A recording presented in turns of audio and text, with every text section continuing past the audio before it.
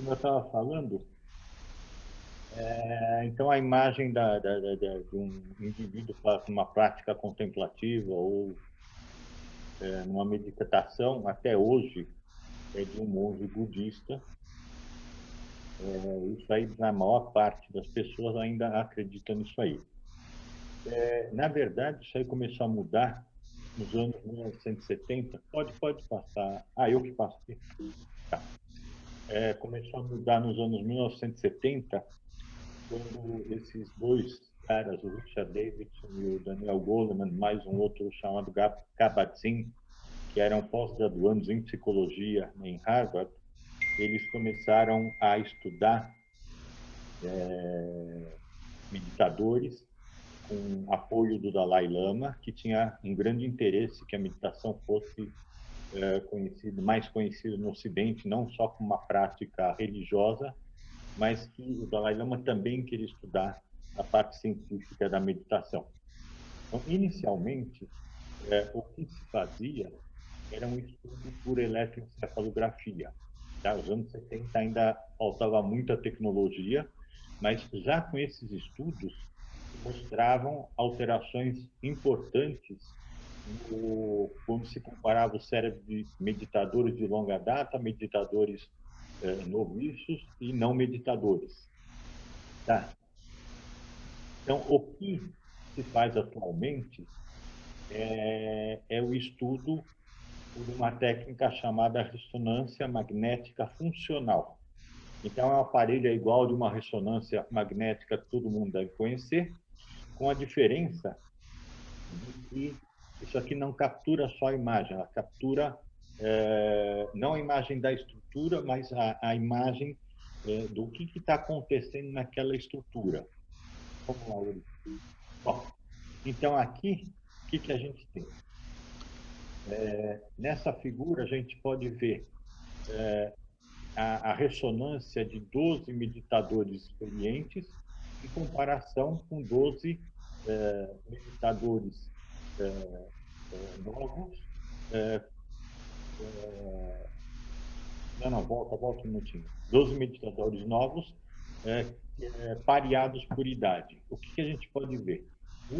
As áreas do cérebro que estão ativadas são iguais. Só que no meditador experiente você tem um fluxo sanguíneo maior e uma maior atividade da área cerebral. Agora podemos para o próximo. Bom, ao mesmo tempo que, mais ou menos na mesma época que o pessoal estava vendo na faculdade de psicologia de Harvard, sumiu a imagem, Yuri. Ao mesmo tempo que o pessoal estava na psicologia de Harvard estudando cientificamente a meditação, esse médico, Herbert Benson, um cardiologista, ele começou a estudar o efeito da meditação no tratamento de pacientes hipertensos. Por favor, Yuri. Então, o que ele podia ver é que esses sujeitos em que ele fazia a meditação, eles tinham uma queda da pressão arterial, tá? Eles continuavam tomando a meditação e faziam meditação. Se comparava quem fazia meditação com quem só tomava o remédio. Então, quem tomava o remédio e fazia também... Volta, por favor, Eurico. Quem fazia a meditação e tomava o remédio tinha uma queda maior na pressão arterial, tinha uma queda na frequência cardíaca e tinha uma queda no cortisol. O cortisol é um hormônio ligado à resposta de estresse. Então,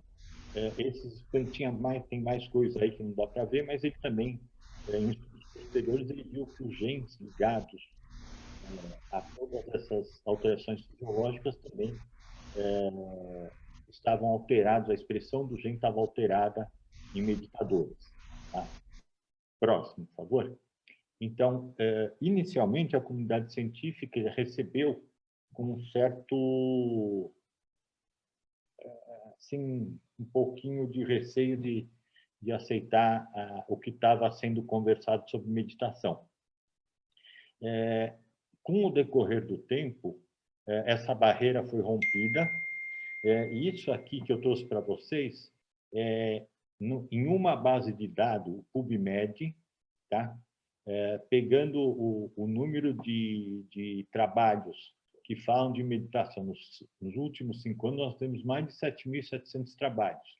PubMed é a base de dados da Biblioteca Nacional Americana de Medicina ligado ao NIH, Instituto de Saúde americano.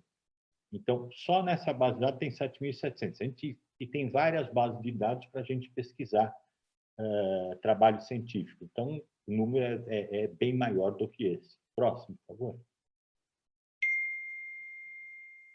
Bom, os sistemas afetados, então, pelas práticas contemplativas, habitualmente a gente pensa mais no sistema nervoso central, no sistema nervoso periférico, principalmente no sistema nervoso autônomo. Mas o que nós sabemos, vamos passando aí, por favor, é que o sistema imunológico é afetado, o sistema endócrino é afetado, o metabolismo é afetado e o último que não apareceu aqui, a expressão genética também é afetada. Tá?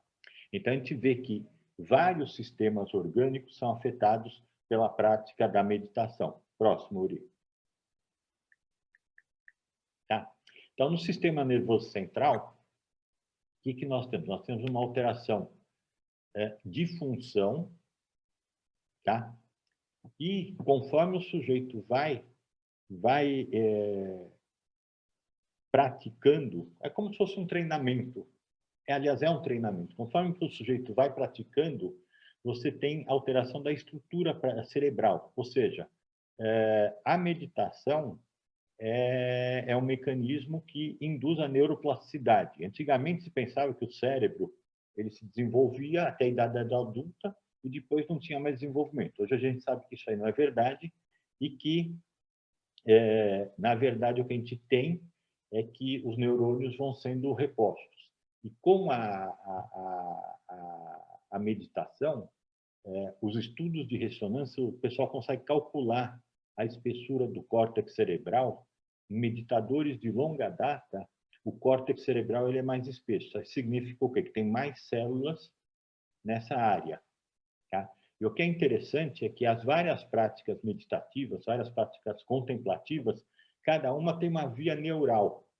Então, você pode, de acordo com a prática que o sujeito faz, você sabe a área, num sujeito que tem uma experiência longa, sabe a área que você vai ter um aumento da espessura cortical.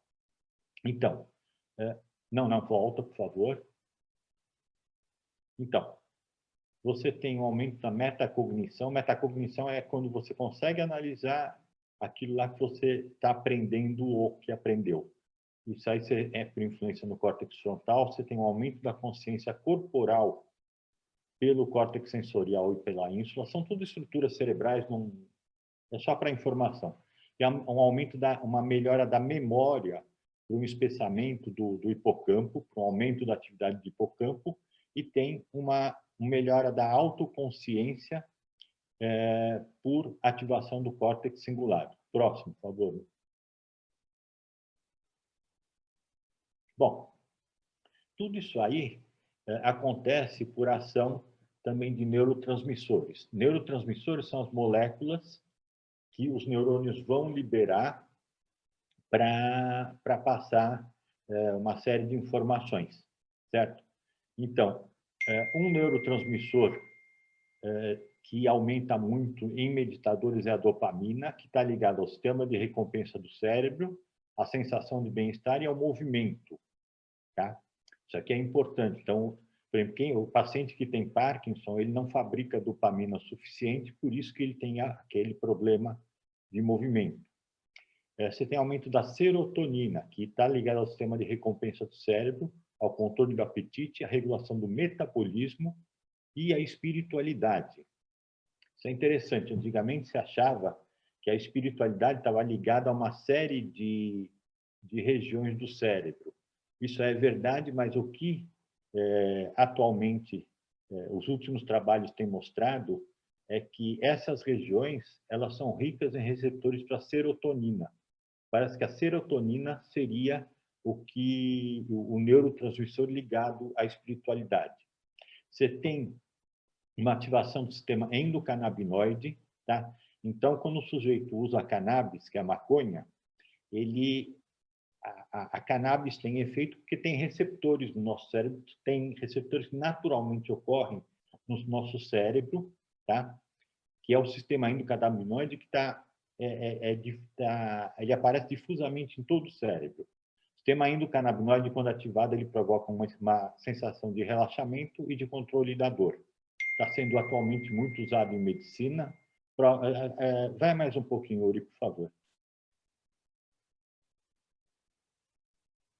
Bom, tem a norepinefrina que está ligada... Não, volta. Está ligada à resposta de estresse, que no meditador ela é diminuída a produção de norepinefrina cerebral. E tem o ácido gama-aminobutírico, o GABA, que está ligado ao comportamento, ao controle da ansiedade, à tomada de decisões, à resolução de problemas. Próximo, Uri. Bom, além do sistema nervoso central, nós temos o sistema nervoso autônomo.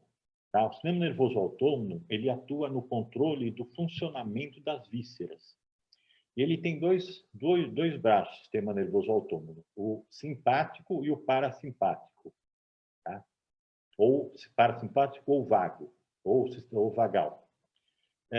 Na maior parte das práticas meditativas e contemplativas, o que acontece é uma desativação do simpático, tem um rebaixamento simpático e um aumento da atividade do parasimpático. Tá? Então, isso aí provoca uma melhor capacidade de atenção, é um treino, ajuda em treinamento de memória, ajuda na regulação de emoções e provoca um estado de relaxamento. E os marcadores, para a gente saber se o parasimpático foi ativado, os marcadores mais usados são a frequência cardíaca e a pressão arterial, que a gente viu lá nos trabalhos do Dr. Benson, que com a meditação havia uma queda da frequência cardíaca e da pressão arterial pela ativação do parasimpático. Então, na verdade, na meditação, o que a gente tenta é um equilíbrio entre esses dois sistemas, para não ter nenhuma... Normalmente, quando a pessoa está estressada, você tem um predomínio do simpático, tá? A pessoa fica com palpitação, sudorese, isso é predomínio do simpático. Quando você consegue o equilíbrio, você deixa o sujeito bem. Vamos lá, Uri, por favor. Bom, uma outra coisa muito importante na meditação, e isso aí para todas as práticas meditativas dão muita importância, a questão da respiração nasal. Antigamente se achava que a gente tem na parte mais interna do nariz, a gente tem uma série de neurônios que antigamente se achava que servia só para sentir odores, tá? Então, isso aqui era até alguns anos atrás, coisa de 4 anos, mais ou 4, 5 anos, era essa a ideia. E esses neurônios, eles transmitiam mensagens para uma estrutura cerebral chamada bulbo olfatório, porque se achava que era uma estrutura que servia para sentir cheiros. Hoje, já se sabe que, na verdade, além de sentir os odores, quando o fluxo do ar passa, ele faz um estímulo nesses neurônios, e esse estímulo é transmitido para o bulbo olfatório. O bulbo olfatório, por sua vez, ele vai se comunicar com praticamente todas as estruturas cerebrais, tá? O que vai induzir, o que explica a sensação de relaxamento, a sensação de bem-estar que nós sentimos com a meditação. Então, o sistema límbico está ligado às emoções. Ele manda uma mensagem para o sistema límbico para você dar vamos dizer, uma acalmada. Ele manda uma mensagem para o hipotálamo. O hipotálamo é do eixo hipotálamo pituitária suprarrenal, que é quem produz o cortisol, que é o hormônio de estresse. E ele manda uma mensagem que não está aqui para o hipocampo, que está ligada à memória. Então, Essa passagem de ar é extremamente importante porque, com esse fluxo do ar, o que a gente consegue é ativar uma série de sistemas. Então, ativa o sistema límbico, que vai tranquilizar as emoções, vai regularizar o comportamento do sujeito, ativa o neocórtex, melhorando a cognição, e ativa o hipocampo, que está ligado à memória. E, mais interessante ainda, você tem uma espécie de oscilação neuronal rítmica que acompanha a respiração nasal. Tá? Então, na verdade, você está ativando pela respiração nasal, você está ativando todo o funcionamento cerebral. É uma coisa assim, são, vamos dizer, informações que estão começando a serem estudadas, mas que mostra que a respiração ela é fundamental nas práticas contemplativas, nas práticas meditativas. Próximo, Uri. Bom, na hora que a gente vai falar, então, dos outros sistemas, antes da gente falar dos outros sistemas, vamos entender uma coisa aqui. Por que cargas d'água, se a gente está ativando o sistema nervoso através da meditação, o que o sistema imunológico tem a ver com essa história? Bom, então a gente tem que voltar de novo para os anos 1970, onde dois trabalhos são fundamentais na compreensão disso aí. Um de Adler e Cohen, dois americanos, outro de Besedovsky, um argentino que, no regime militar argentino, teve que ir para a Suíça. E eu tive o prazer de ter o Besedovsky aqui no Brasil, um sujeito excepcional. E o trabalho esses dois trabalhos, do Adler e Cohen e do Besedovsky, mostravam o seguinte, que o sistema nervoso e o sistema endócrino, que a gente em medicina a gente fala normalmente de sistema neuroendócrino, que a gente sabe que eles trabalham em conjunto. Mas o que eles mostraram é que o sistema imunológico sempre é ativado junto com os três. Então, quando você ativa o sistema nervoso, você está ativando o sistema endócrino e o sistema imune. Quando você ativa o sistema imune, você está ativando o sistema nervoso e o sistema endócrino. Então, isso aqui, na verdade, os três acabam formando um sistema só. E isso aqui explica por que, quando você faz a meditação, tá? Você fica parado, olhando, pensando em alguma coisa, num objeto, não sei o quê, você está atuando na resposta imunológica, você está atuando na resposta inflamatória. Tá? Então, a inflamação é um mecanismo de defesa do nosso organismo. Então, ter inflamação é muito importante. Só que, como normal, o correto de uma resposta inflamatória é ter começo, meio e fim. Se ela tem começo, meio e persiste, em vez de ser um mecanismo de doença, passa a ser um mecanismo de defesa, passa a ser um mecanismo de doença. Tá? Então, com a meditação, a gente consegue diminuir a expressão das interleucinas, por exemplo, 6 e TNF, que são produzidos pelo sistema imunológico, e eles tendem a ativar a inflamação. E tem um aumento da interleucina 10, que também é produzida pelo sistema imune, que tende a frear a inflamação, de maneira que você consegue equilibrar a resposta inflamatória do sujeito. Tá? O que, do ponto de vista de saúde, é excelente. Vamos lá, Uri, próximo, por favor. Bom, além do sistema imunológico, também existe uma ativação do sistema endócrino. Tá? Então, tem trabalho sobre vários hormônios, mas os hormônios mais estudados são o cortisol, as catecolaminas e a melatonina. O cortisol e as catecolaminas, eles são liberados numa resposta de estresse. Então, a primeira, quando o sujeito tem qualquer experiência aversiva, a primeira coisa que acontece é a liberação de catecolaminas. Então, o sujeito tomou um susto, o coração dispara, a boca seca, ele começa a suar, tá? Isso é pelas catecolaminas. Persistindo a situação de estresse, é secretado o cortisol. Tá? O cortisol, então, ele é produzido pelas glândulas adrenais, são duas glândulas que estão sobre o rim, e produzem os glicocorticoides, entre outras coisas, glicocorticoides e as catecolaminas, certo? Então, com a meditação, a gente consegue diminuir essa resposta de estresse, levando a uma diminuição da produção de cortisol e das catecolaminas, são adrenalina e noradrenalina, ou epinefrina, norepinefrina, depende da nomenclatura. Outro hormônio super importante que é afetado pela meditação é a melatonina. A melatonina é um dos hormônios, ele está ligado ao sono, todo mundo hoje conhece isso aí, né? O sono, na verdade, é um mecanismo super complexo, que exige muito mais que melatonina, mas a melatonina é central. Ela é produzida pela glândula pineal, que fica aqui nessa região do cérebro. E sujeitos que fazem meditação, eles têm uma melhora do sono, com uma melhor produção de melatonina. Então, tem essa ação também no sistema endócrino. Uri, por favor, o próximo. Bom, outra coisa super importante que a gente tem é a questão do controle do metabolismo.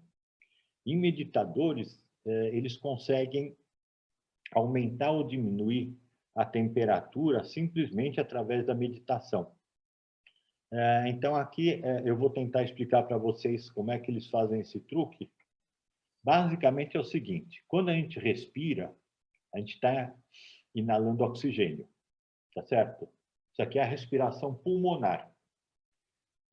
O oxigênio inalado, ele vai, junto com nutrientes que nós ingerimos, ele vai para a célula onde é feita a respiração celular. Então, vamos entender isso aqui. Isso aqui é uma célula, isso aqui é o núcleo, isso são as mitocôndrias. As mitocôndrias são pequenas usinas de energia que todas as células do nosso corpo têm. Tá? Então, essas mitocôndrias, quando entra o oxigênio e o alimento já processado, né? No caso, em forma de piruvato, a glicose sofre uma transformação e passa para o piruvato, ele vai entrar, sofre uma série de transformações e entra no ciclo de Krebs. É outro Patrício, que ganhou o Prêmio Nobel de Medicina, e, através do ciclo de Krebs, vai finalmente ter uma série de passagens que não vem ao caso, mas são produzidas moléculas de ATP. Essas moléculas de ATP elas têm uma ligação de alta energia que vai fornecer energia para todas as reações bioquímicas do nosso corpo. Tá? Então, isso aqui, essa passagem aqui, que é a respiração celular, é diferente da respiração pulmonar. Tá? A respiração pulmonar vai dar o oxigênio para ter a respiração celular. Então, por aqui, nós conseguimos ter um controle do metabolismo. E o que acontece no indivíduo que pratica a meditação regularmente? Você tem uma redução do consumo energético. Então, o estado basal do sujeito, ele tem um menor gasto energético. Qual a vantagem disso aqui? Quando você precisa produzir menos, na hora que você está produzindo isso aqui, ao mesmo tempo que você está produzindo ATP, você está produzindo radicais livres. Tá? Esses radicais livres são eles que causam o estresse oxidativo, que a gente sabe que é altamente prejudicial para a saúde. Nós temos mecanismos para tamponar esses radicais livres. Tá? É o sistema de oxirredução que bloqueia esse estresse oxidativo. Quando você tem uma diminuição do consumo energético, você tem que produzir menos energia. Então, você mexe na bioenergética mitocondrial. Então, através da meditação, isso é coisa que saiu muito recentemente, através da meditação, você consegue controlar o teu metabolismo corporal. Tá? Então, você está mexendo praticamente em todas as reações bioquímicas do seu organismo. O próximo, por favor. Bom, e finalmente, acho que tem mais slide. A meditação é um mecanismo epigenético. O que é um mecanismo epigenético? A epigenética, ela estuda como fatores que não são inerentes, não são próprios do gene, vão atuar para mudar a resposta do gene sem alterar a estrutura do gene. Não vai mexer em nada no cromossomo, não vai mexer em nada no gene, mas as respostas que o gene produz, elas são diferentes. Então, por exemplo, o exercício físico regular, feito sem regular e que não seja de alta intensidade, ele vai produzir um negócio chamado BDNF, Brain Derived Neurotrophic Factor, fator neurotrófico derivado do cérebro. Hoje a gente sabe que o músculo também produz isso aí. Então, o exercício acaba também sendo fator epigenético, fatores nutricionais, fatores ambientais e fatores emocionais, como a meditação, a religião e a espiritualidade. Tá? Então, através da ativação pela meditação, nós vamos alterar, não vamos alterar a estrutura do gene, mas vamos alterar o produto ou a quantidade de produto que o gene vai produzir. O gene vai fazer aquele RNA mensageiro até chegar na proteína, certo? E isso aí leva a uma ação anti-inflamatória, lembrando que a inflamação é importante para a gente como mecanismo de defesa, ela é ruim quando ela persiste, mas leva uma ação anti-inflamatória e aqui, que eu não estou vendo, mas leva a uma diminuição do estresse oxidativo. Não sei se está aparecendo para vocês. Vamos lá, Uri, por favor, o próximo. E, finalmente, a gente chega no próprio cromossomo. Estudos já não tão recentes mostram o seguinte, que você tem uma ação em meditadores, honestamente ainda não existe explicação para isso, mas você tem uma ação sobre o telômero. Telômero, o que é? Isso aqui é um cromossomo. O telômero são estruturas que ficam na ponta do cromossomo. É como se fosse um cadarço de tênis, aquele plastiquinho que fica em volta da ponta para não esgarçar o cadarço. O que acontece com o telômero? Conforme a célula vai se dividindo, o telômero vai encurtando. Até que chega uma hora, depois de muitas divisões celulares, o telômero ele se desgasta totalmente, daí o cromossomo fica exposto e a célula morre. Isso é um processo natural. Esse telômero ele é composto por uma sequência de pares de base não codificantes. É um DNA que não codifica, ele só serve para proteger o cromossomo. Por alguma razão, tem uma enzima chamada telomerase que protege isso aqui, mas por alguma razão, em meditadores, essa enzima parece que tem uma ação maior e meditadores, quando comparados por questão de saúde, por idade, por sexo, tudo mais, eles têm, estatisticamente, demonstrado que o telômero deles é maior do que de não meditadores. Isso aqui é um achado que eu não sei aonde que isso aqui vai dar, mas eu trouxe para vocês mais como uma informação, tá? Eu acho que era isso que eu tinha que falar. Eu falei bem rapidinho, a pedido da Rabina Rubi. Eu fui bem sintético e eu acho que eu não passei o tempo, pelo contrário, acho que até